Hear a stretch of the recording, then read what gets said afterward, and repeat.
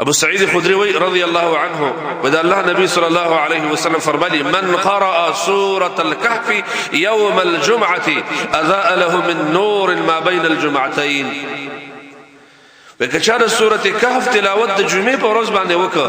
نو الله بوله دومره رڼا درکړي چې د یوې جمعې نه د بلې جمعې پر چې دومره فاصله ده دومره غټه رڼا به الله رب العالمین هغه سړي له ورکوي چې چا د جمعې په ورځ باندې سورۃ کهف لوسته د سحر د راختون وروسته.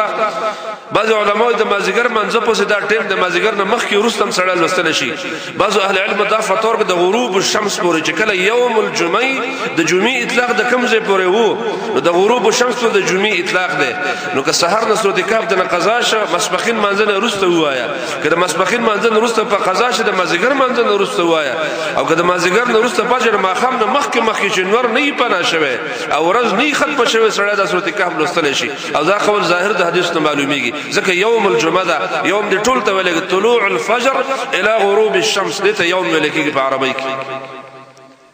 دومره وګد وخت الله تعالی درکړه د سورۃ کهف تقریبا زیات نه زیات لس 8 منټه کې لوستل کېږي څوک آزاد وي تیز وي لس 8 منټه کې ویل شي او اجر څومره ده در رواني جمعې پورې رڼا اضاء له من النور در رواني جمعې پورې به الله ستاسو مخکم رڼا پیدا کی ستاسو رزق کې به الله رڼا پیدا کی ستاسو خبر کې به رڼای ستاسو قدم به رڼای ستاسو لکه به الله رڼا پیدا کی او ستاسو عبادت کې به الله نور پیدا کی چې کله سورۃ کهف د لوستو د خبر اهتمام وکاو. دا یو وړوکه سورۃ ده خو د جمعې پر ورځ زمنګ سره د دې سورۃ د لوستو وخت نه ورونو. یو بل حدیث کې دا راغلی نبی صلی الله علیه وسلم فرمایي وکړه د جمعې په ورځ تاسو سورۃ کهف ولستو الله ستا او د بیت المقدس په منځ کې وګدر رڼا الله پیدا کی کله چې چا د سورۃ کهف تلاوت کاوه د جمعې په ورځ باندې.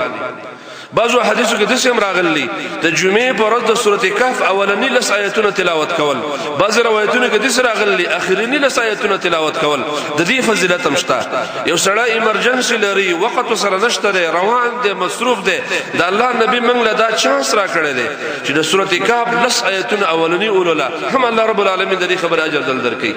څومره اسانه ده مارو د زله آیتونه چې سړی د جمعه د وځي د ګاډي تخیجي د ګاډي د خطونه مخکې د لس آیتونه لوستل کېږي